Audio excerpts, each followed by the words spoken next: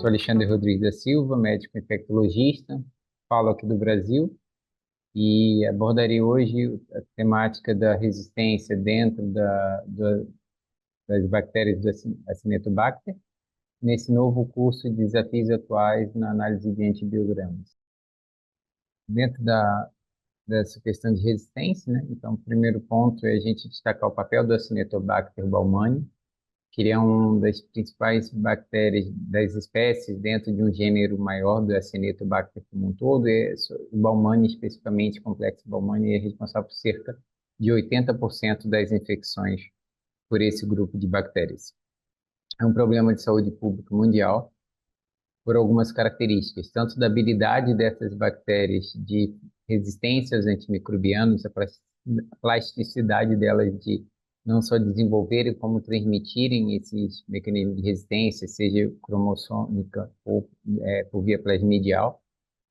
É uma bactéria que coloniza ambientes com uma facilidade muito grande, então ele em ambientes hospitalares é uma problemática, né? Seja em pacientes com ventilação mecânica, pacientes em um ambiente de unidade de terapia intensiva, onde elas conseguem permanecer naquele ambiente e o cuidado da higienização do ambiente ele é fundamental para controle dessa bactéria. E a importância dela é tamanha que ela, desde 2017, consta na lista de patógenos prioritários da Organização Mundial de Saúde. Então, ela às vezes vai mudando em termos de posição dentro dessa lista, mas sem dúvida representa uma bactéria importante pelo impacto em mortalidade no mundo, como de limitação terapêutica nos casos com infecção. Nessa imagem, tentar explorar duas coisas, né? Do lado esquerdo da tela, a gente vê os mecanismos alvo, né, de resistência, né, que pode ser através de uma inativação enzimática, modificação da proteína do ribossomo, no caso da tigecyclina, onde ela vai estar atuando aqui dentro, alterações das proteínas ligadoras de penicilina, dos lipopolissacarídeos da superfície da bactéria, o que vai impedir a primeira ligação de algum antibiótico, como a polimixina, por exemplo, com a o lipídio A da lipopolissacarídeos, né? As purinas, na hora que tem uma mutação, também vai interferir na entrada da bactéria, ou até mesmo o mecanismo de fluxo que podem estar mais ou menos ativos. Não menos importante dentro da resistência dessas bactérias, envolve a capacidade de formação de biofilme. Então, isso é uma característica presente nessa bactéria e que contribui para que elas permaneçam no ambiente e que elas consigam transmitir entre outras bactérias que estejam nessa mesma formação de biofilme, transmitir entre si diferentes mecanismos de resistência, o que perpetua esse processo. À direita, a gente vê algumas combinações de antimicrobianos e alguns sítios que podem ser ação dentro de opções terapêuticas nas bactérias multiresistentes, inclusive, sendo que muitas delas não estão disponíveis na maior parte dos países, né? Então, esse curso, na hora que é um curso que abrange países da América Latina, países da Europa, e muitos desses já circulam em países europeus com maior facilidade, mas que ainda não estão acessíveis à maior parte dos países da América Latina. Então, temos, né, usualmente a polimixina, as tetraciclinas, né? Então, com uma ligação mais importante na parte da lipopolissacarídeo, né, a proteína de ligação de penicilina, mas temos novas drogas que também vão usar essas purinas para estarem entrando, novas ou antigas, né? Então, os carbapenêmicos, pode ser um carbapenêmico já disponível como meropenem e penem, ou o Dorlobacter subactam também precisaria dessa porta de entrada dentro da célula para conseguir atuar. Em relação à resistência aos carbapenêmicos, a gente vai ver alguns mecanismos dessa resistência e vai ver o impacto nisso. Sem dúvida nenhuma, a resistência carbapenêmica ele é um fator que é mais prevalente no mundo, a gente vai ver daqui a pouquinho, e se deve a diferentes mecanismos. O principal deles, sem dúvida, é a inativação enzimática.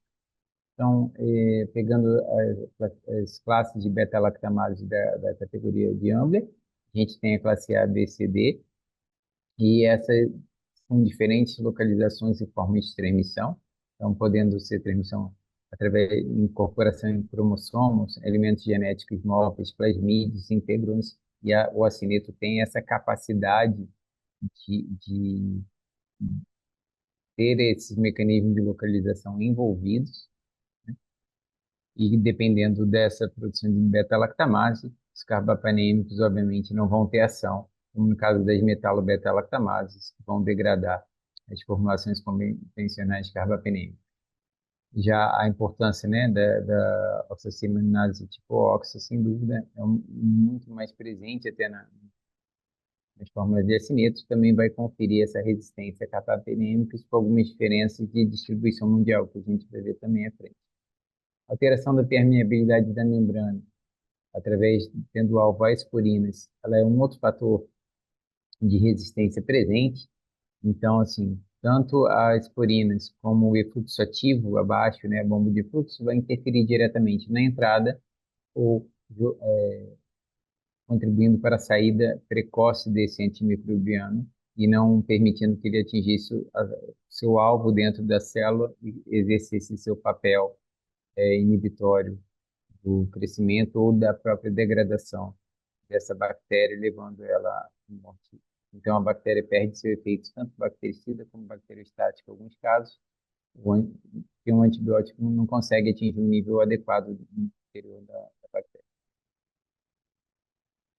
Ao observar aqui essa imagem, a gente vê uma distribuição mundial da resistência a carbapenêmicos e vê que esse não é um processo homogêneo. Então, existem diferenças em diferentes continentes, e no mesmo continente, a diferença de um país e outro, apesar de toda a globalização, ela é muito diferente. Então, na América Latina, a gente vê que o Brasil e a Argentina, eles apresentam uma maior prevalência de resistência a carbapenêmicos, com o Brasil 84% e a Argentina com 92%. México também tem uma certa expressão, com 71% de resistência, e enquanto Colômbia e Chile apresentam menores valores. Por outro lado, quando a gente olha na Europa, a Grécia e a Croácia se destacam, cerca de 95%, né, um padrão de quase totalidade de resistência aos carbapenêmicos nesses dois países, entre as cepas que têm sido avaliadas, né, nesse banco de dados, enquanto Portugal e Espanha apresentam níveis um pouco menores, em torno de 22% e 24%, e alguns países valores muito menores do que isso. Um retrato mais detalhado da Europa, a gente vê nesse destaque como é divergente, né, a diferença entre os países. Nesse dado, a gente não tem os dados da França, de Luxemburgo e de Malta, mas nos demais países a gente vai vendo que tem uma diferença, com uma maior prevalência na região do Mediterrâneo, seguido de regiões ibéricas, uma menor incidência, prevalência, né, de percentual de bactérias acineto resistentes, em países mais frios, ao norte da Europa. No caso do Brasil, especificamente, a gente tem dados, que são os dados coletados pela Agência Nacional de Vigilância Sanitária, então, através da notificação dos serviços de saúde no Brasil, e observamos que vermelho, né, UTI adulto, e em vermelho mais alaranjado temos os dados da UTI pediátrica, mostrando que em ambas unidades temos resistência, tanto em infecção primária de corrente sanguínea laboratorialmente confirmada no gráfico à esquerda, como infecção do trato urinário à direita. O que muda nesse cenário é que a UTI tem uma maior resistência a carbapenêmico do que na UTI pediátrica, isso é muito mais nítido no caso de infecção primária de corrente sanguínea do que no caso de infecção do trato urinário. Esse valor, em termos de resistência, ele se assemelha. Já dá para ver ao lado, né, a resistência à polimixina, também sendo reportada no Brasil. A polimixina B é a formulação mais utilizada no nosso país do que a polimixina E, que é colistina, ao contrário de alguns países fora daqui, onde a colistina é mais utilizada do que a polimixina B, e se observa já um crescimento dessa resistência, um destaque aqui, né, embora a gente avalie polimixina em trato urinário e a polimixina B não estaria indicada para esse sítio, mostra um cenário ainda mais difícil, muitas vezes é a única formulação disponível diante de um cenário de resistência, não, mesmo não sendo o ideal, e já existe um percentual de resistência maior à polimixina nesse sítio de infecção. Um dado importante é observar que cepas que já são resistentes a carbapenêmicos, elas também podem apresentar essa resistência às polimixinas de uma forma mais frequente. Então, nesse trabalho, a gente, de 122 isolados de acineto resistente a carbapenêmico, se observou que 33%, aproximando, também eram resistentes à colistina, e o micro de colistina variava, nesses casos, entre 4 e 64 milímetros. Dentro dos isolados resistentes à colistina, todos eram resistentes a cefalosporinas, todos eram resistentes a carbapenêmicos, a fluoroquinolonas, tobramicina, então demonstrando um padrão de pan-resistência para essas cepas, e mesmo quando se tentava o aminoglicosídeo, no caso a gentamicina, ou sulfamethoxazol com trimethoprim, observava que 87 ou 92% de resistência usada para esses antibióticos. Usada não, é que a bactéria também apresentava resistência através de outros mecanismos de resistência para essas bactérias. Os dois únicos casos de acineto resistente a carbapenêmicos e que eram sensíveis à colistina, eram sensíveis, mas já tinham e apresentavam um MIC mais baixo de colistina, 0,5. Então, diante de uma preocupação, né, de resistência à colistina, isso significa bactérias resistentes a vários outros antibióticos, quase todos os antimicrobianos disponíveis, direcionados para Acinetobacter baumannii, o que, sem dúvida nenhuma, destaca o papel dele na importância de bactéria prioritária para o desenvolvimento de novas drogas e, ao mesmo tempo, de prevenção de infecções por essa bactéria. Então, a prevenção, sem dúvida nenhuma, é um ponto sempre destacado e é talvez mais importante do que a gente ter antimicrobiano disponível, que a gente sabe que essa realidade de disponibilizar mundialmente não é uma realidade tão acessível.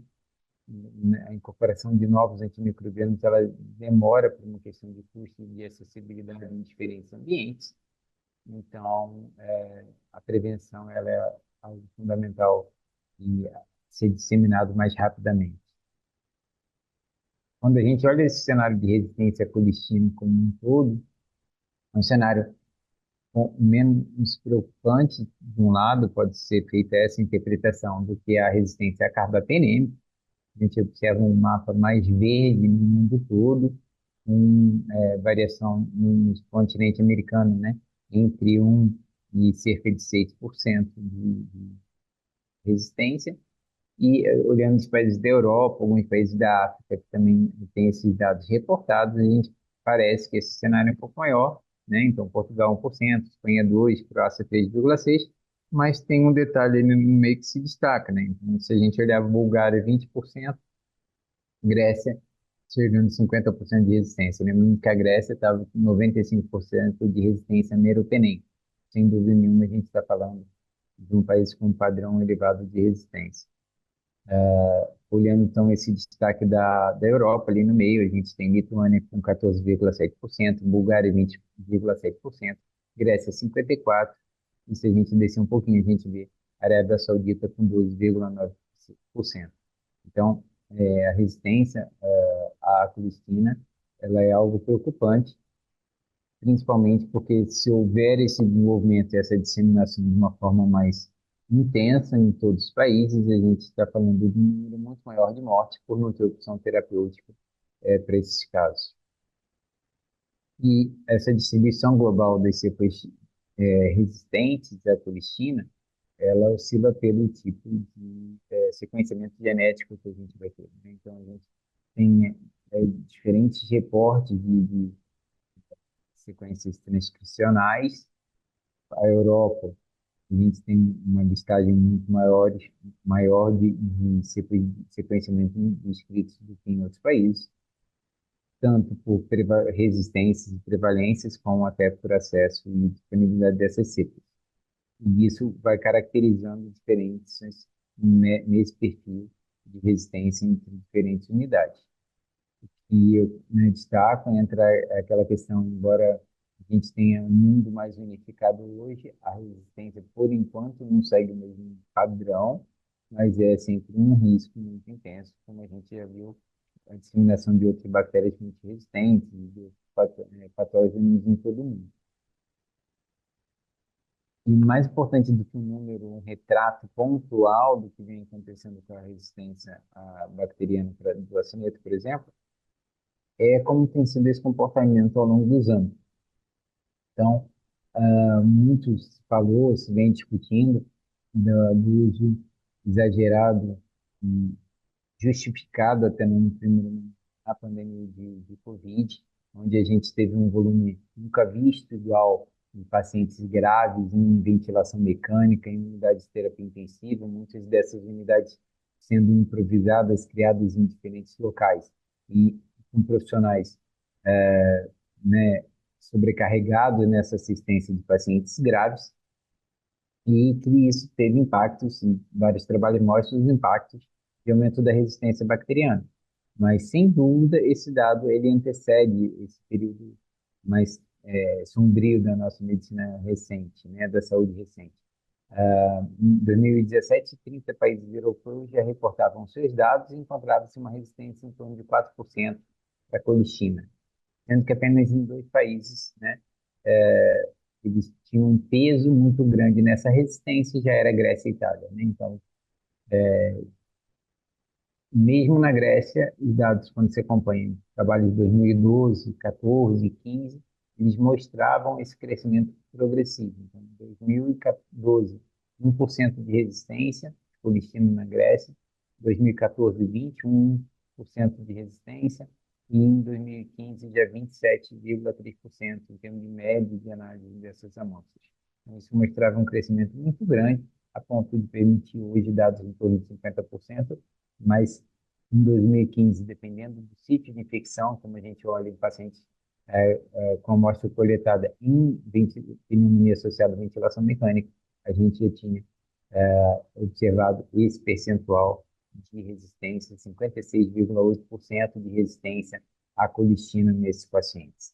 Então, isso demonstra, sem dúvida nenhuma, que não só os países vão ter impactos e pesos diferentes na resistência, como pacientes graves em unidade de terapia intensiva e com ventilação mecânica, eles têm um risco ainda maior de terem essas bactérias multiresistentes, e isso é uma questão crescente em todo o mundo, mesmo nos países com menor percentual de resistência, né? Eu tinha botado o dado aqui no Brasil, onde mesmo nas UTIs aqui a gente já vê uma oscilação de números de crescimento e tem uma diferença regional dentro do mesmo país, né? Então, hospitais e cidades mais populosas, com maior número de pacientes, dos grandes centros, eles já têm taxa de resistência muito acima do que hospitais regionais, com menor complexidade de uso de antimicrobianos, e, por sua vez, que conseguem utilizar antibióticos de menor espectro e menor impacto nesse menor complexidade desses pacientes e menor resistência. Dentro da resistência à colistina, estão pegando aquela figura inicial da tela, a gente vê que um dos fatores vai estar associado às mutações de genes regulatórios, né? E esses genes regulatórios, eles vão interferir no processo de formação das proteínas e interferência direta da regulação genética dessa resistência. Um dos pontos de entrada é a adição de um grupo fosfoetanolamina, né, que é o PETM, no lipídio A da lipopolissacarídeo. Na hora que tem essa ligação, isso vai impedir a ligação primária da colimicina, da colistina, dentro dessa membrana, dentro essa ligação com o lipopolissaccáride, e que seria um ponto crucial para você permitir que essa membrana se desfizesse, né, vazando essa membrana e causando o processo de desestruturação da membrana celular. Na hora que a gente tem essa mutação, a adição desse grupo, ele não consegue ter o mesmo processo e a gente começa a ter a resistência à colistina nessas bactérias.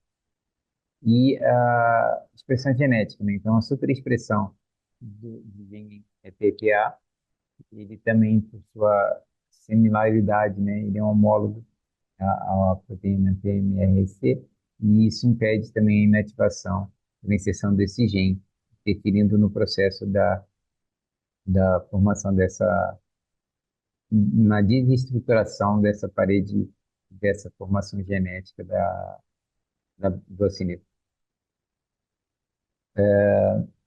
Se a gente tinha uma lista, né, e principalmente de ações enzimáticas, né, mas também ação de purina ou efluxo para carbapenêmico, no caso da colistina, as possibilidades de resistência são ainda maiores. Então, você pode ter, né, essas modificações na estrutura, né, externa, na lipopolissaccáride, e através de mutações genéticas que vão alterar ou a formulação dela, ou alterar completamente a estrutura. A gente pode ter adição das moléculas carregadas positivamente que vão impedir essa ligação da colistina nessa área da fração lipídica A. A transferência de genes iniciando um processo que é grave na formação do biofilme, onde você vai ter diferentes bactérias próximas, permitindo uma transferência genética e aumentando a condição de resistência dentro da diversidade de bactérias que estivesse presente ali dentro. Alteração da permeabilidade de membrana externa. Então, com isso, você vai aumentar a expressão das bombas de efluxo, você vai diminuir a concentração de antibiótico no espaço periplasmático naquele local. A heterorresistência também é um problema dentro da população de mutações. Você vai ter essa diversidade de bactérias e aí no meio você permite que elas transfiram entre si as resistências. De uma forma mais clara no canto esquerdo da tela. Na tela azul a gente vê uma bactéria sensível, né, o esquema de uma bactéria sensível, com a preservação do lipídio A e do lipopolissaccárides, com a adequada a carga da superfície, de forma que a colistina consegue fazer essa ligação e essa desestruturação da membrana interna e da membrana externa. Já à direita, vendo um esquema de resistência, a presença da fração PATN impediria essa colistina de fazer essa ligação, por sua vez de exercer o primeiro papel dela na quebra, na desestruturação da membrana externa, ou você pode ter alguma mutação com ausência de polissacarídeo na superfície, não permitindo essa ligação, e aqui a gente tem uma expressão de uma superexpressão de uma bomba de efluxo e seria capaz de retirar essa colistina mais facilmente e impedir o antibiótico de estar fazendo seu efeito. O que está por trás, tanto da produção dessas proteínas ou alterações das bombas de efluxo, sem dúvida nenhuma, são estruturações genéticas, e essas mudanças genéticas vão permitir a produção enzimática e proteica que vão interferir nesse processo, ou a superexpressão desses genes de bomba de fluxo, contribuindo para a formação um aumento, né, da superexpressão dessas bombas na superfície da bactéria. No caso do Acinetobacter resistente à tigeciclina, ele é um problema, né? Porque a gente tem dados mais nítidos em relação a meropenem e a polimixina, porque existem pontos de corte mais nítidos. Mesmo assim, vou destacar frente algumas diferenças desses pontos de corte que podem levar a uma confusão ou discrepâncias dessas informações, mas no caso da tigeciclina, nenhum né? Nem o CLSI, nem o CAST, nem o BR-CAST, eles vão ter um ponto de corte específico para ser utilizado com segurança para definição de resistência ou não anti-disciplina. Então, nesse caso, a recomendação é a utilização de dados, né, epidemiológicos, né, do ponto de corte epidemiológico, do ECOP, que seria de 0,5, de modo que se a gente tiver um MIC até 0,5, a gente consideraria que essa cepa pode responder a esse antimicrobiano, né? Então não pode se divulgar que isso é uma cepa sensível, mas correto seria divulgar uma nota dizendo que pode ser utilizado como uma precaução, né? E que, dependendo do sítio de infecção e da gravidade desse paciente, né? Então, você espera pacientes menos graves e com sítio com uma boa concentração de disciplina, ela vai ter algum efeito clínico melhor. Se tiver entre 0,75 e 1 de Mi, né, de concentração inibitória mínima, você vai destacar que a dose talvez tivesse que ser uma dose mais elevada para você alcançar esse benefício terapêutico, mas que infecções correntes sanguíneas, infecções pulmonares, a cautela deve ser ainda maior, e você talvez não consiga atingir o mesmo nível de concentração desse antimicrobiano nesses sítios, a ponto de garantir uma segurança com essa concentração inibitória mínima aumentada.